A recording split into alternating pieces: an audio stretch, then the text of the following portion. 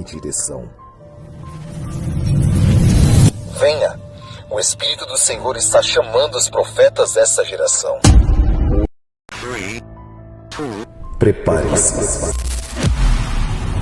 O redemoinho vai passar, e quem não estiver posicionado perderá a porção dobrada. Este é o tempo de separação. Os mornos ficarão para trás, mas os que entenderem ao chamado receberão fogo, unção e direção. Venha, o Espírito do Senhor está chamando os profetas dessa geração. Hoje não é apenas mais um culto. Hoje é o dia em que os céus se abrem sobre nós e a voz do Senhor ecoa no meio do seu povo. Você que chegou até aqui não veio por acaso. Foi atraído pelo mover profético, pela esperança viva que há em Jesus. O redemoinho do Espírito está passando neste lugar.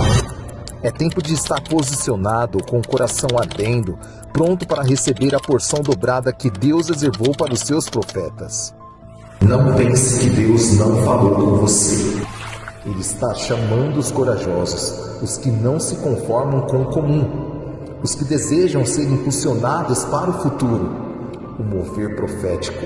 O mover profético não é apenas para alguns, mas para todos que desejam ouvir e obedecer. Aqui você vai receber direção, coragem e uma nova unção. O que faz sentido é a esperança que está em Jesus, que nos impulsiona a avançar, a romper limites e crer no impossível. Por isso, você veio até aqui. Por isso, você chegou até este momento. Porque Deus tem uma palavra, uma porção e um fogo reservado para você. Levante-se, posicione-se, prepare-se para receber. O Espírito do Senhor está aqui e o redemoinho está passando. A porção dobrada é para os que dizem sim ao chamado. Como foi pedido, já foi falado, querido Silvério?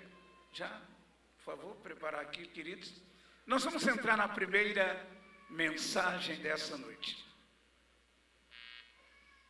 A noite de sábado, ela é um pouco imprensada, porque já começa com a primeira palavra, a partir das 18, primeiro adoração.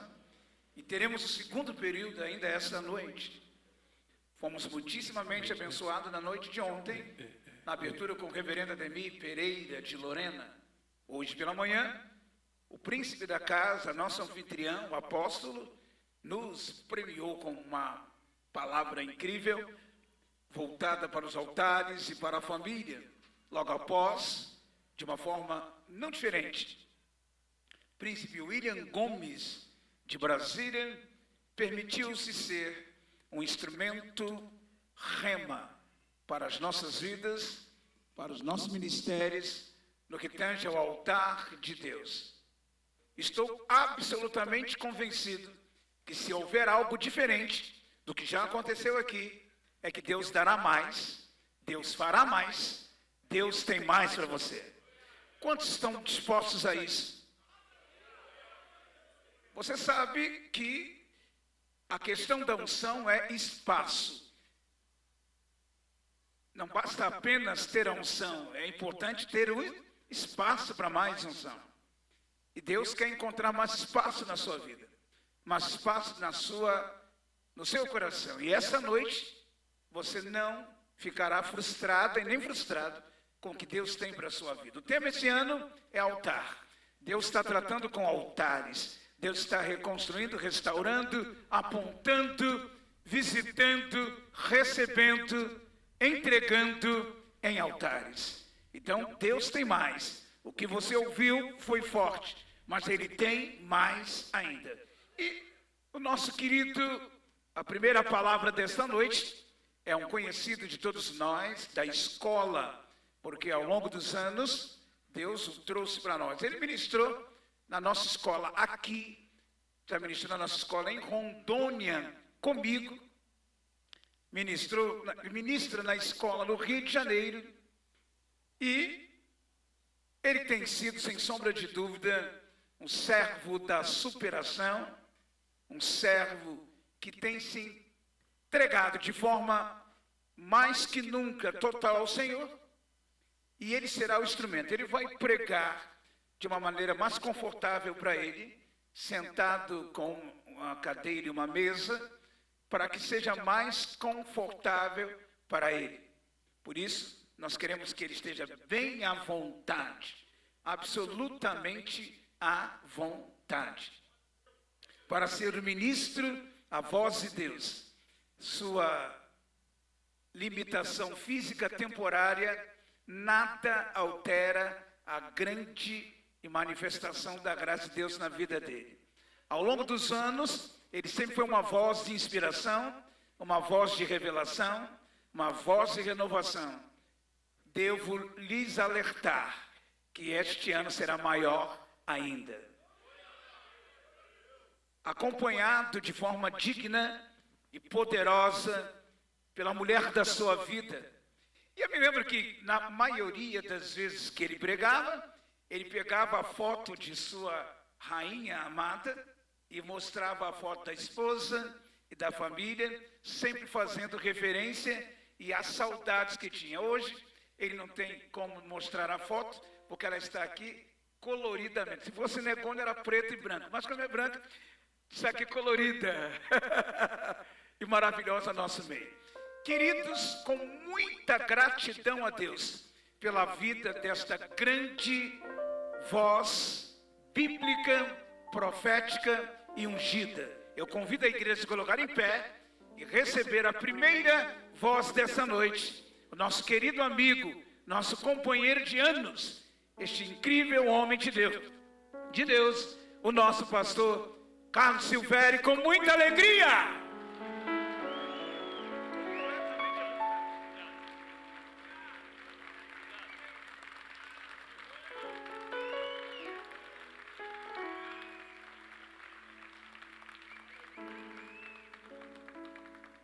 Shalom, queridos.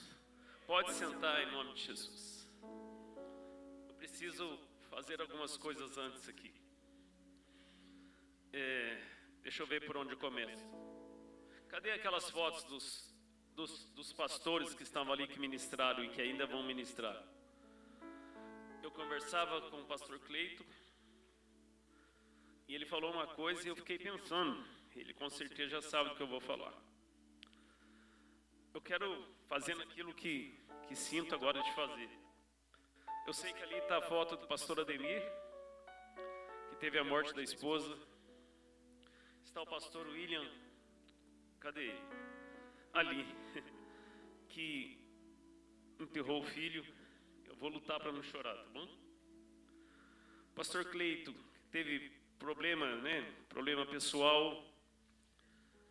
Tenho apóstolo Edson. Hoje eu fiz questão de perguntar para ele qual a história dele de chegar até aqui. Eu não vou entrar em detalhes, mas ele sabe, ele não está aqui, mas ele sabe da dificuldade dele enquanto criança até chegar até aqui. Do pastor Carlos Silvério, que sou eu, que descobri há uns 2 anos e meio, 3 anos no máximo, que tem esclerose múltipla. Em breve, logo, logo, se Deus assim permitir, vai acabar. E quero dizer a respeito do reverendo Tinoco, a quem tenho muito respeito, que ele teve um AVC, que ele teve um derrame. Olhando para tudo isso, eu vejo alguns pastores pregando, algumas profetisas falando, e aquilo que quero começar a falar nessa noite, que é um tempo dos improváveis. Eu estou nesse conjunto. Será que tem mais improvável aqui? Não. Então se alegra, é o nosso tempo. Eu vi o apóstolo Ed dizer que não tem o linguajar, eu vi o pastor William pregar. É difícil, pastor, porque o linguajar dele é bem apurado, né? Um linguajar muito culto. Mas eu creio que Deus está levantando uma geração assim como ele, que certamente aos olhos humanos não tem muita coisa para dar, mas é onde Deus tem derramado e vai derramar ainda mais para a honra e glória do nome dele. Amém? Quero falar de uma outra coisa antes de eu ministrar. Eu cheguei hoje peguei um pouco da mensagem do apóstolo Edson. Ele citou uma coisa, na hora que eu começar a pregar aqui, quem estava aqui hoje, não estou nem falando de ontem, de hoje, ele falou coisas, eu falei, Deus, olha lá o que ele está fazendo. E de repente vem o Senhor. Eu falei, Deus, o Senhor está atrapalhando tudo. Eu falei, é o mesmo Espírito. Ele falou, Deus não é meu particular. Aí eu vejo, Deus, obrigado. Só posso agradecer porque eu vejo que eu não estou fora. Eu vejo que eu não estou andando por um caminho distante. E hoje, certamente, a hora que eu falar algumas coisas, você vai casar com isso que você já ouviu até agora, hoje, principalmente. Como eu disse, na sexta-feira, não tem como eu falar. É importante. Eu citei os pastores aqui, mas não citei as esposas. Não falei o nome delas, porque eu não quero cair no erro. Não quero errar, porque senão eu acabo trocando. Nome nunca foi meu forte, agora um pouco mais. Então, assim, que as esposas também dos pastores se sintam abraçadas, se sintam também reconhecidas por nós, pela igreja, que realmente não somente a vida dos maridos é importante, mas a vida de vocês é muito importante, assim como da minha esposa é muito importante. Não tem como, no meio desses homens improváveis, não ter uma mulher que apoie, que ajude, e com certeza eles estão até aqui porque tem uma esposa junto. Quem concorda dos pastores, amém? Como eu disse, muita coisa já foi falado. Por um lado é bom que eu ganhe tempo. Não vou precisar ficar explicando muito, não vou precisar ficar falando muito. Mas eu quero ministrar um pouco. Eu quero, não é o que estava aqui, a minha esposa também não sabe o que eu vou falar. O que está aqui em folha, ela que imprimiu para mim, o que eu vou falar não está em folha, está aqui no celular. Vou fazer questão de pegar com calma. Não é o texto que vou pregar, eu vou citar vários textos. Então isso aqui eu quero falar um pouquinho, acho que foi o pastor que falou, o pastor William. Mas eu quero pegar, se você quiser pegar comigo, eu vou tentar ler aqui 1 Reis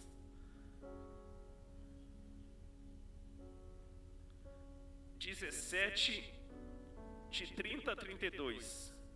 E agora? É 18, de 30 a 32. Eu vou ler para a gente ganhar tempo. Então Elias disse a todo o povo: chegai-vos a mim. E todo o povo se achegou a ele. Elias restaurou o altar do Senhor, que estava em ruínas. Tomou 12 pedras, segundo o número das tribos dos filhos de Israel, entre parênteses Jacó, ao qual viera a palavra do Senhor, dizendo: Israel será o teu nome. Com aquelas pedras, ou as 12 pedras, edificou um altar em nome do Senhor. E então, em nome do Senhor, depois fez um rego em redor do altar e fez 2 medidas de sementes. Eu preciso falar disso. Essa talvez seja o primeiro tópico, não quero pôr número, tá? Mas seja o primeiro tópico. É importante, eu fiz questão de deixar aqui, porque nem a minha esposa sabe o que vou falar. Ela só me imprimiu essa folha, 2 folhas tem aqui. E vai ser breve, tá bom? Mas eu preciso falar disso para que você entenda. Quero dizer uma coisa: a Bíblia não foi escrita em português. A Bíblia foi escrita em hebraico e grego. É importante você estudar, e quando você estudar, tentar chegar o mais próximo possível do original, para você entender a grandeza daquilo que a Bíblia quer falar. Aqui existe uma palavra, quero ficar somente nela. Elias fez o altar, ele restaurou o antigo e fez o altar novo. Fez um rego ou uma valeta em redor do altar e colocou 2 medidas de semente. E aí ele vai pedir depois, mais embaixo, vai pedir cântaros de água. Ele pede 4 na primeira vez, ele citou isso hoje. Ele pede mais 4 na segunda vez e pede mais 4 na terceira vez. Assim como eram as 12 pedras, ele também pede 12 cântaros de água. Eu quero que você entenda aqui, primeira palavra que eu quero priorizar nessa noite. O que eu li para vocês, a Bíblia fala de sementes. Ele colocou sementes naquele rego, né? Estranho, meio estranho a gente falar isso. Semente no original hebraico. Está aqui para me ler, tomara que eu consiga. Semente também quer dizer semeadura, descendência. Olha que coisa séria, foi falado um pouco disso. Descendência, uma semeadura, sêmen. Com que um homem fecunda o óvulo? Com sêmen. Está ligado à semente. Eu não vou ficar lendo aqui, senão vai ficar cansativo. Eu vou falar somente a última palavra dessa palavra semente. É tempo de semear. Eu estou ouvindo alguns aleluias. Meu irmão, não adianta. É a palavra, não foi eu só que falei. Ainda bem que por um lado o pastor William falou. E eu fico pensando, e quando eu falei desse rego ou desse valeta, o que me chama a atenção não é só os cântaros que foi dado como água, não foi só as sementes que foi colocada ali. É que a Bíblia diz que Elias fez uma oração curta.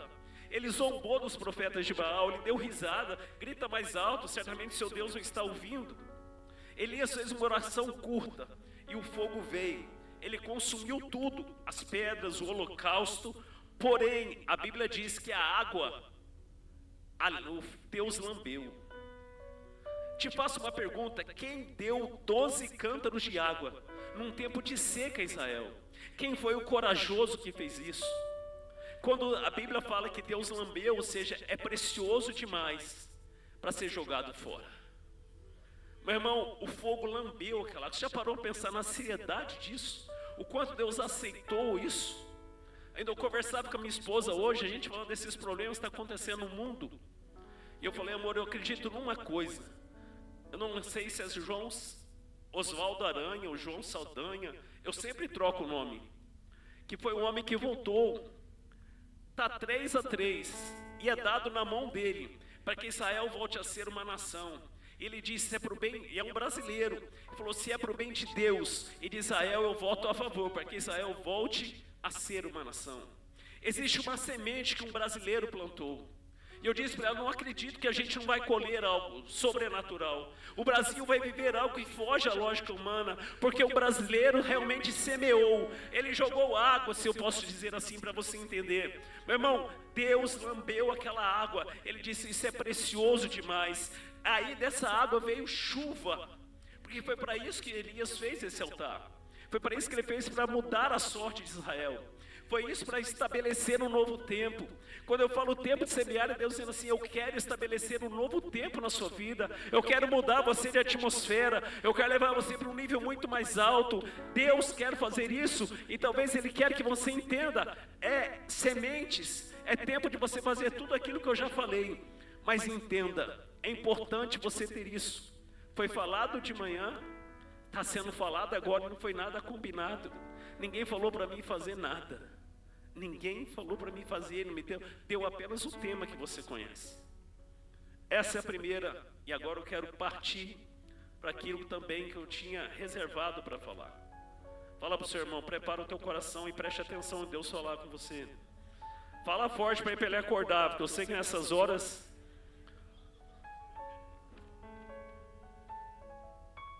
eu quero falar sobre alguns altares. Eu vou ser breve, não vou ficar explicando muito, porque eu quero chegar num lugar aqui que o pastor também falou. Vou parar de falar isso, tá? Entre esse altar que eu falei, eu quero falar também de mais um. O altar do recomeço. E foi citado isso aqui hoje. Eu falei: Deus, não é possível. Aonde que está isso, pastor? Está lá em Gênesis 8:20. E Noé construiu um altar ao Senhor e clamou e tomou de todo animal limpo, de toda ave limpa, e ofereceu sacrifícios queimadas sobre o altar. Por que Noé faz isso? Porque a terra tinha sido destruída por um dilúvio. E quando ele vai fazer esse altar, ele está dizendo assim: vai ter um recomeço. Deus vai fazer agora diferente. Você sabia que existe também algo para você fazer? Um altar de recomeço na tua vida? Não importa o que passou, não importa como você está aqui hoje, o teu Pai está te dando uma oportunidade. Você pode fazer um altar de recomeço, marcar um território. Até aqui foi assim, mas aqui Deus vai recomeçar algo na minha vida, em nome de Jesus. Uou! Quero falar de mais um altar. Quero falar do altar da promessa. Gênesis 12, 7. Vou tentar puxar aqui. Gênesis 12, 7. E o Senhor apareceu a Abraão e disse: a tua semente eu darei essa terra. E ali ele edificou um altar ao Senhor que lhe apareceu. Deus disse a Abraão: aqui, essa terra eu vou dar para você e para a tua semente. Lembra do sêmen do início? Eu vou dar para vocês, Abraão. Sabe o que Abraão fez? Ele marcou território. Ele simplesmente levantou um altar. Meu irmão, Deus também quer que você faça o que você já tenha. Um altar da promessa que Deus fez para a tua vida. Existe um altar que você olha para ele e você se lembra daquilo que Deus falou para você? Eu tenho uma coisa lá em casa, eu tinha outras também que eu ganhei, mas eu tenho uma coisa na minha casa que eu não vendo. Eu até ia vir com ela para mostrar, mas e aí não trouxe. Minha esposa falou, eu falei, é melhor não levar. Eu tenho algo na minha casa, uma Bíblia Thompson enorme, eu não sei se eu vim da outra vez com ela. Ela é enorme, que eu ganhei em uma época que eu fui num grupo da Renovação Carismática, não era nem crente. No grupo da Renovação Carismática, aí eu parei na padaria para tomar um café, porque era muito cedo, e o grupo era cedo. Falei, vou tomar um café, eu tinha saído cedo de casa. Parei para tomar um café, estou tomando um café, de repente veio um andarilho. Ele vem até mim, eu vejo que ele conhece da Bíblia, porque ele começa a falar, eu fico quieto. Aí vem um segundo, e começa também a falar da Bíblia. Eu falei, meu Deus, eu não sabia. Eu fiquei quieto. E de repente, esse segundo fala assim, ou o segundo ou o primeiro falou assim, ó, fica aqui, porque eu vou te dar um presente. O Cleito, que mora em São José, lógico que o Cleito eu sei que sabe. Ele disse assim, ó, fica aqui porque eu vou na rodoviária buscar. Eu estava em frente ao Piratininga, numa padaria que tinha lá, que agora virou um ponto de comércio. Ele sai dali e vai até lá, rodoviária, para buscar e me traz. Ele falou assim, isso aqui é uma Bíblia Thompson. Na época não existia Bíblia de estudo. Na época só tinha Pentecostal e Thompson. Ele me deu uma Bíblia Thompson. Eu não dou, eu não empresto. Ela não tem poder, ela não expulsa demônio. Mas para mim é um memorial. Quando eu olho para ela, eu lembro daquilo que Deus ministrou no meu coração.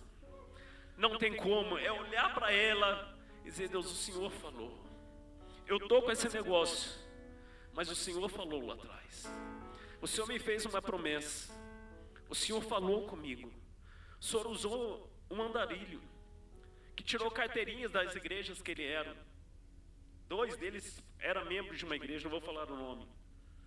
E eu falava, Deus, o Senhor falou para mim. O Senhor ministrou meu coração. O Senhor usou pessoas que eu não conhecia, que eu jamais imaginei na minha vida. Por quê, pastor? É demarcar. É o altar da promessa.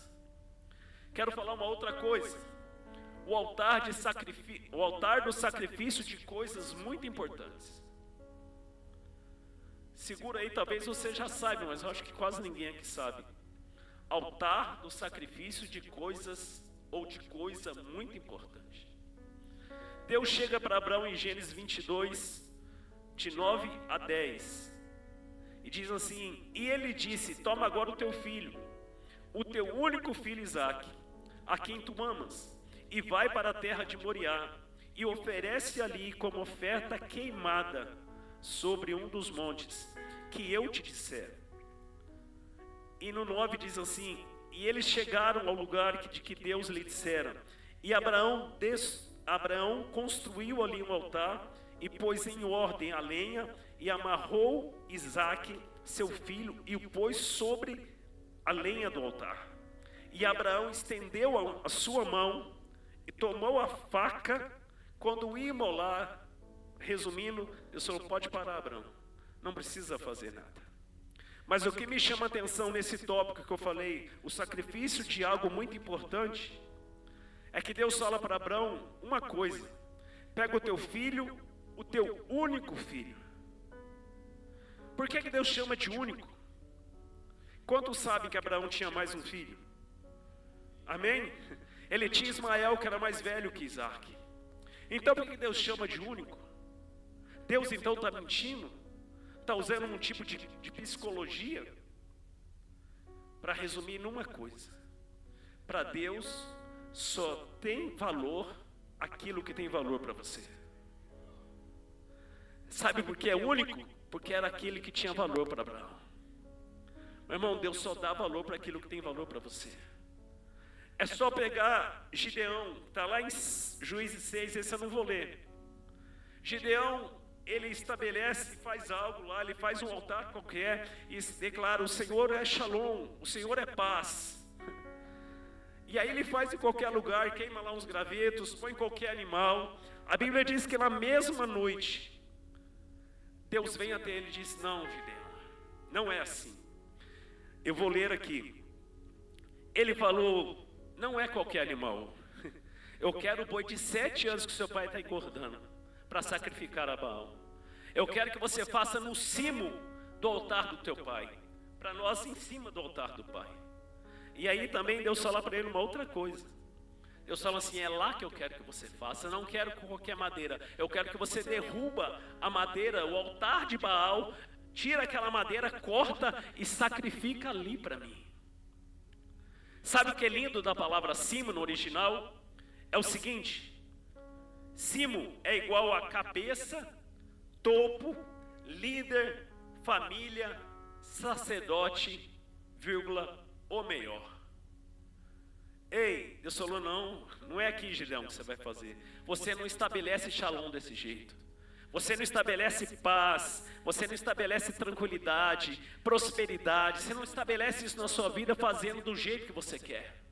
É do jeito que eu determinei. É assim que você vai estabelecer um Shalom na tua vida. Meu irmão, a gente precisa entender isso. Não adianta a gente falar: o Senhor é paz. Deus existe, Deus espera um altar. Quando falando, não é para queimar, não é para fazer pedra igual foi falado, mas você estabelecer algo interno primeiramente. E dizer: Deus, é Shalom na minha vida. É paz, saúde, cura, prosperidade, integridade. Meu irmão, Deus quer estabelecer um Shalom na nossa vida. Nesse tempo de dificuldade, Deus quer trazer paz para a minha vida, paz para a tua vida, paz na tua casa. E quando eu falo paz, eu estou falando de tudo. Deus quer trazer isso na sua vida. Quem está comigo, diga amém. Deixa eu correr. Êxodo 17:15. A Bíblia fala o seguinte: e Moisés construiu um altar e chamou o seu nome: o Senhor é minha bandeira. Sabe qual outro altar que você tem que construir? O Senhor é minha bandeira. Traduzindo isso no original: estandarte, ou também como fonte da vida. Quem é a fonte da tua vida? Quem é a fonte da tua alegria? Quando ele estabelece essa bandeira e chama o Senhor é minha bandeira, ele está dizendo: o Senhor é a minha fonte. Deus realmente tem sido a sua fonte? Eu lembro quando um dia eu fui falar para minha esposa, eu vou falar aqui, a gente também não combinou nada. Eu não acho que eu não cheguei a chorar não. Mas hoje cantou essa canção e eu quase chorei ali, saiu umas lágrimas. Eu falei para ela assim, eu falei: amor, sabe o que me dá? Ou seja, eu fico triste, eu não sei se desespero, não lembro a palavra que eu usei. Sabe por quê, amor? A única coisa, não vou dizer a única coisa que eu falei, porque eu não lembro. Sabe por quê, amor? Eu larguei tudo. Eu desisti de tudo por causa dele. Senhor, eu parei tudo na minha vida para pregar. Eu nem sabia como isso funcionava, irmão. Eu não tinha ideia como as coisas andavam. Eu nem sequer tinha uma suposição. Eu disse a Deus: eu quero viver isso na minha vida. Eu quero fazer isso na minha vida. Foi a única coisa que me completou de verdade. Foi a única coisa que me realizou de verdade. E de repente eu olho para tudo isso e eu falo: Deus, e agora que eu estou assim? E agora que eu vivo isso? Mas Deus, o Senhor sabe o quanto eu quero fazer, o quanto eu quero viver. E eu tenho certeza que tem algo na tua vida também que mexe com você. Eu sei que tem algo que você deseja fazer para o Senhor, ou até mesmo para a tua família, mas que engrandeça o nome dEle. Meu irmão, não desista. Deus vai fazer. Eu também não vou desistir. Deus vai fazer.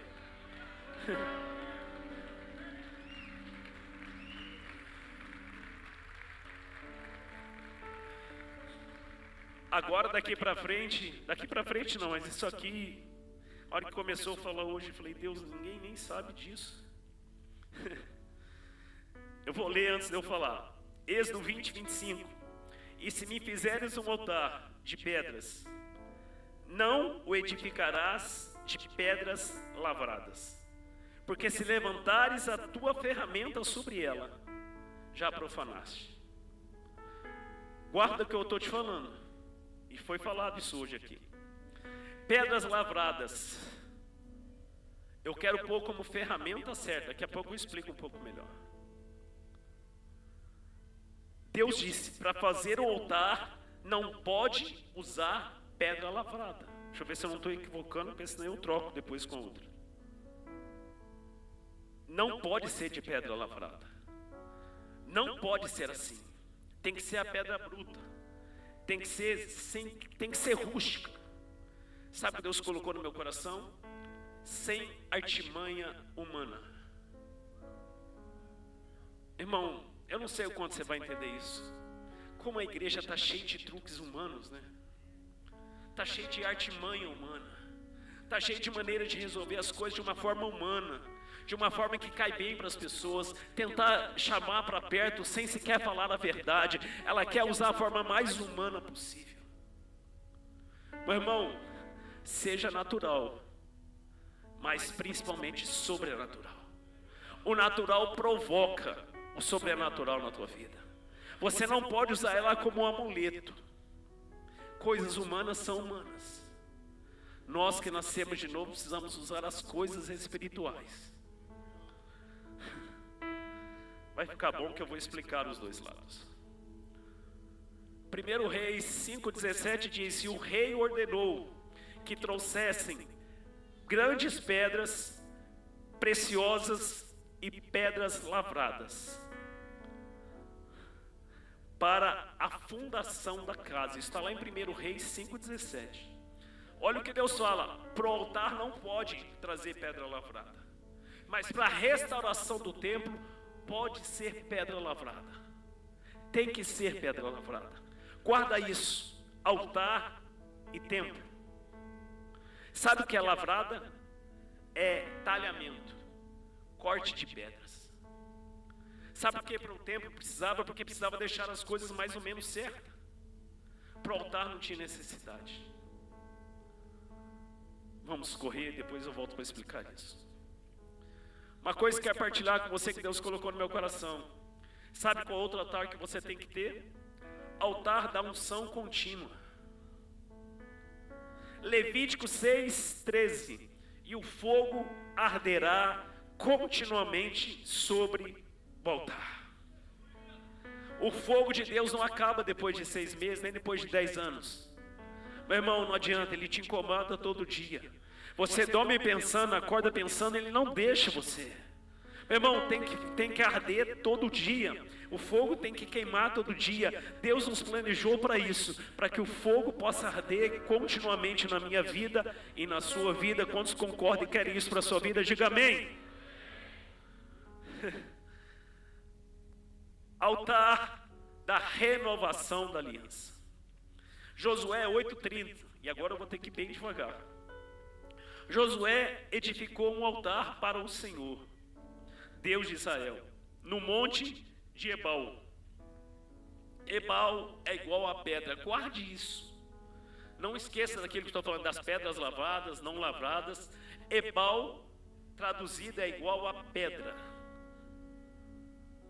Altar, como eu disse, não podia ser com pedras lavradas, mas para reparar o templo tinha que ser. Eu vou ler aqui algo, guarda o que eu vou ler, não é fácil, mas eu guarda. 2 Reis 22:6. Aos carpinteiros, aos edificadores, aos pedreiros, comprem madeira e pedras lavráveis para reparar os estragos na casa do Senhor. Ei, irmão, Deus sabe tudo que você passou para estar aqui. Deus sabe as guerras que você enfrentou, os estragos que causaram isso na sua vida, na sua alma, no seu casamento. Deus sabe de tudo. Deus disse: compre pedras preciosas, pedras grandes, mas principalmente pedras lavradas, para restaurar ou para reparar os estragos que foram feitos na casa do Senhor, no templo do Senhor. Vamos tentar juntar tudo. Estragos vem do termo hebraico chamado bedek, fissura, rachadura, fenda, vazamento. Não vamos muito longe, não. Lembra quando você aceitou a Cristo como você era? Isso eu falo para mim também. De como você orava, de quanto você lia a Bíblia. A minha pergunta é, será que não está tendo um vazamento? Uma fissura? Uma rachadura? Sabe aquela mulher de fluxo de sangue? Aquela mulher saía a vida dela todo dia. E assim tem filhos que saem do culto quase explodindo. Só que vai em casa, chega em casa, parece que a vida vai tudo embora. Deve ter ali alguma rachadura, não é possível. Mas nessa noite, eu disse que quem foi mandado para comprar foram os carpinteiros, foram homens. Eu quero usar a palavra carpinteiro. Eu quero que você entenda uma coisa. Que você também tem um carpinteiro que comprou você. Que comprou para você ser restaurado por completo. Que me comprou para ser restaurado por completo. Só que agora a gente vai juntar tudo isso. Me ajudem. 1 João 21, não é 1 João não. Pedro volta a pescar, Jesus tinha morrido. Eles estão perdidos. Pedro vai com mais uns 6 ou 7 para voltar a pescar. Voltar para a vida antiga. Eles estavam desanimados. Eles estavam tristes. Então eles voltam a pescar. Outra coisa que eu gosto de falar disso é que eles pescam a noite inteira e não pega nada. Jesus aparece do outro lado. Ele fala assim: filhos, tens alguma coisa para comer? No original do grego, paidion. Pescaram a noite inteira, voltaram para a vida antiga. Tem alguma coisa para comer? Sabe o que é paidion? É criancinha, criança recém-nascida. Quem já me viu ministrar sobre paternidade sabe o que eu estou falando. Meu irmão, aconteceu algo na vida deles. A morte de Cristo mexeu com a estrutura deles. Então eles voltam para a vida antiga. Jesus aparece sem se revelar quem era ainda. E fala: filhos, parece até uma palavra de carinho, né? Parece até estar fazendo um cafuné neles. Ele fala: filhos, paidion, criancinhas, conseguiram pescar alguma coisa? Não pescamos nada. Jesus fala uma coisa: lança a rede à direita. Quem me conhece sabe o que eu vou falar. Eles lançam a rede à direita. Porque direita fala do lado sobrenatural, fala do lado da fé. O lado esquerdo é o lado da razão, é o lado da lógica, é o lado que a gente estuda. Isso é todo o lado esquerdo do cérebro. O lado direito é o lado de coisas sobrenaturais. Jesus fala assim: lança a rede direita. Ou seja, volta a acreditar no sobrenatural. Você imagina quantas vezes eles tinham jogado a rede? Foi uma noite inteira, jogou direita, esquerda, frente e trás. Mas agora era sobre a palavra que Cristo estava falando. Mas eles não sabem ainda que é Cristo. Eles pegam tanto peixe, que aí Pedro fala: é Jesus, é o Senhor. E aí Pedro se dá conta que é Jesus. Sabe o que a Bíblia fala? Ele se cobre porque ele está sem vestes. Então ele se cobre e se lança no mar. Você sabe qual é o nome que Deus me deu para esse mar? É o mar da misericórdia. Ele precisava mergulhar naquele mar. Era ele que tinha acabado de negar Jesus 3 vezes. Ele se mergulha naquele mar, ou melhor, ele mergulha naquele mar na misericórdia. Ele vai de encontro a Cristo. Não vou mais ficar por tanto detalhe. E aí Cristo conversa com ele. E aí, quando ele chega, já tem peixe e pão assado nas brasas. Ou seja, vocês pescaram a noite inteira, não pegaram nada, está tudo pronto aqui comigo, tá vendo? E aí, Jesus chama Pedro para conversar. Depois de ter comido, de estar com a barriga cheia: Pedro, vem comigo, vamos conversar. Bora, vou falar com calma. Pedro agapou a mim. A gente conhece como ágape, mas no grego é agapao. Pedro agapau a mim. Agapau quer dizer amor incondicional. Pedro responde: Senhor, tu sabes de tudo. Tu sabes que eu filiel a ti. Amor de amigo. Ele vem pela segunda vez, apóstolo, e fala assim: Pedro, agapau a mim. Fala: Senhor, tu sabes de tudo. Tu sabes que meu amor é filial, é amor de amigo. Só que pela terceira vez Jesus pergunta: Pedro, filial a mim? Tanto é que a Bíblia diz: aí Pedro ficou triste. Aí Pedro diz: Senhor, tu sabes de tudo. Tu sabes que eu filial a ti. Eu olho para tudo isso. Era como se Jesus estivesse dizendo: Pedro, eu sei que você falhou. Eu sei que você errou. Mas as minhas promessas continuam de pé para a tua vida. Eu não desisti de você, Pedro. Dá vontade de chorar porque eu penso em mim. Deixa eu falar uma coisa, não importa, ele não desistiu de você. Fala para o teu irmão: ele não desistiu de você. Ele sabia que você ia errar, ele sabe que eu ia errar, ele sabe disso. Isso não é desculpa, mas isso também é um sinal que ele não vai desistir de mim, de você. Meu irmão, ele não vai desistir de mim, de você. Agora eu quero gastar tempo para me tentar juntar tudo que a gente falou. De pedras lavradas, não lavradas, e sem querer o pastor falou disso hoje um pouquinho. Quando Jesus chama Pedro, é como se ele fosse uma pedra bruta, uma pedra rústica, não tinha sido talhado ainda. Mas quando ele nega Jesus, e Cristo refaz todo esse caminho que eu falei para você, ela é como se ele estivesse dizendo assim: Pedro, a minha promessa continua de pé. Esse processo que você está vivendo, os discípulos também, isso é para talhar a vida de vocês. Isso é para me levar vocês na estatura que eu preciso, na miligramagem que eu preciso, que você fique realmente da forma que eu espero que você fique. Acho que você não entendeu. Pedro, você precisa ser talhado. Você precisa passar por um corte. Sabe como a ostra funciona? Ela tem que ser ferida primeiro, seja por uma pequena pedra, por um pequeno molúsculo. Quando ela é ferida, ela é coberta, aquele negócio que invade o corpo, ela é coberto. Essa cobertura acaba gerando uma pedra, mas tudo começa com ser ferido. Ainda que seja uma coisa pequena, mas eles chamam de ferida. Se eu for falar para levantar a mão aqui, quem foi ferido nesses últimos anos? Não olhe para o seu irmão não, porque senão ele vai estar triste. Mas sabia que Deus está querendo fazer de você uma pérola para o reino de Deus? Ei, Deus vai usar tudo isso para o reino dele. Sabe que eu achei lindo quando o pastor William falou sobre isso? Eu disse para você que Jesus estava falando para Pedro: Pedro, continua de pé, eu estou trabalhando na sua vida, eu estou trabalhando na vida dos discípulos. Eu sei que você não entende, eu sei que você me negou, eu sei que você falhou, mas eu não abro mão de você. Isso é tão sério que Pedro escreveu a carta, qual o pastor leu hoje, 1 Pedro 2,5.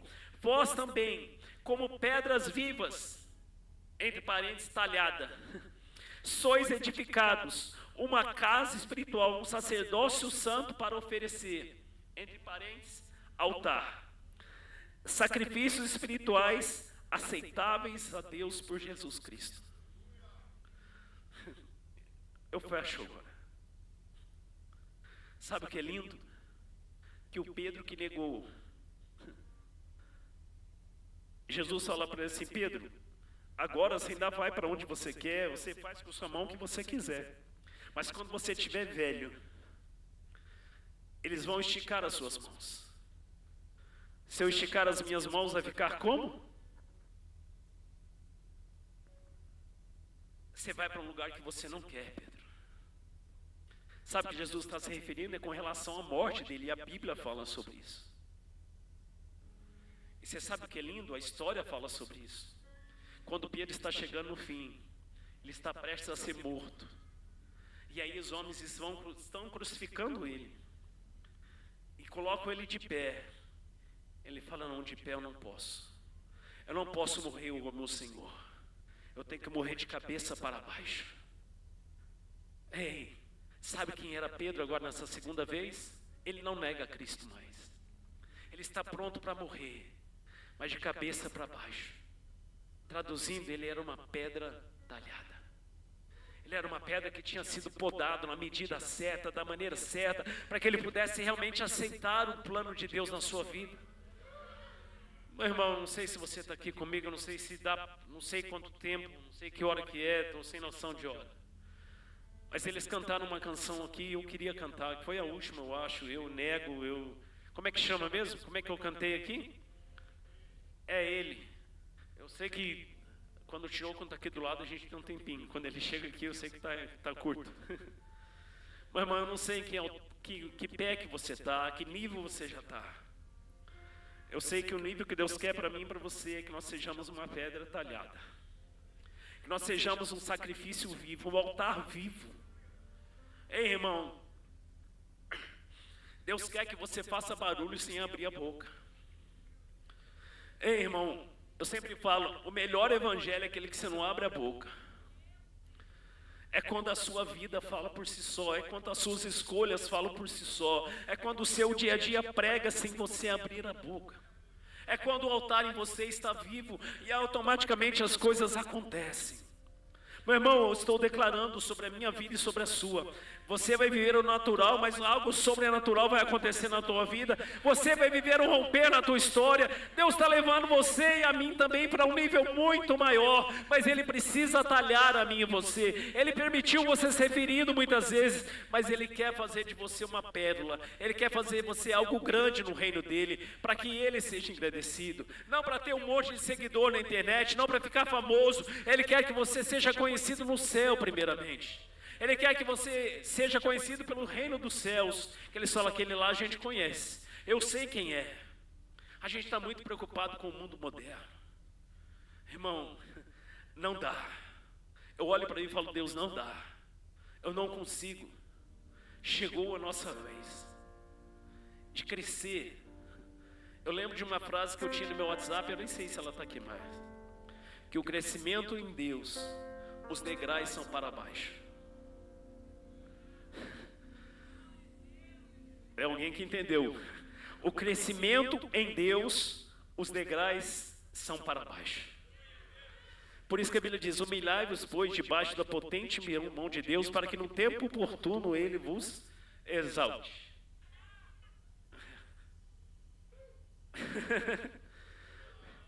Fala para o seu irmão, tem muito degrau para você descer ainda. Fala, pode falar sem medo. Eu tenho muito degrau para descer ainda, irmão. Muito, não é pouco não. Eu estou cheio de degrau para descer. Você não está falando com alguém que está pronto, você está falando com alguém que está sendo forjado, alguém que está sendo lapidado, alguém que dói bastante. Mas eu sei quem está fazendo esse processo. Só quem está doendo, sabe quem está, sabe que está doendo demais. Fica de pé comigo. Essa dor vai passar, meu irmão, vai passar. Faz parte do processo. Ele quer fazer de mim e de você uma pedra talhada. Ele quer colocar você na medida certa. Ele quer cortar você na medida certa, para que você não queira achar que você é, mas para que você também não se esqueça daquilo que Ele fez na tua vida. Meu irmão, eu olho e um dia Deus me ministrou e falou assim, eu não lembro quem começou a história. Eu lembro quando eu era solteiro, quando eu era novo de tudo, eu falei, Deus, quando eu casar, tiver uma esposa, e tiver um filho pelo menos, e tiver a minha casa, para mim tá bom, Jesus. Nesse processo que eu te falei, de eu ficar falando coisas, ai, meu Deus, e agora o que eu vou fazer na minha vida? Deus me trouxe a memória. O que você me pediu mesmo?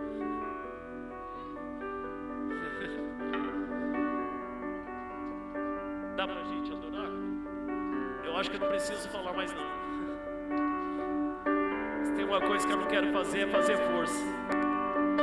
Eu não quero altar que maneje ou que tenta fazer de forma humana. Se quer adorar, adora a Deus de verdade.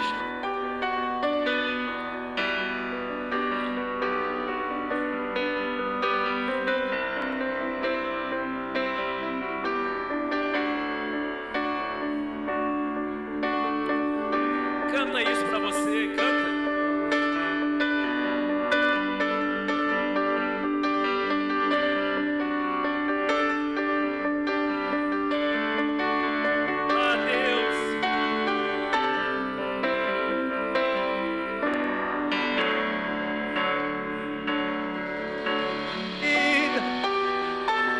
Perdendo tudo por amor e com alegria, dono dos meus, levante suas mãos e diga: é Ele, e é Ele, por Ele que eu estou gastando a minha vida, perdendo tudo por amor e com alegria, dono dos meus dias, e Ele virá,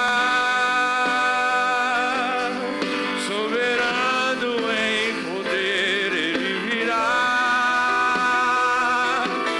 e o governo está nele.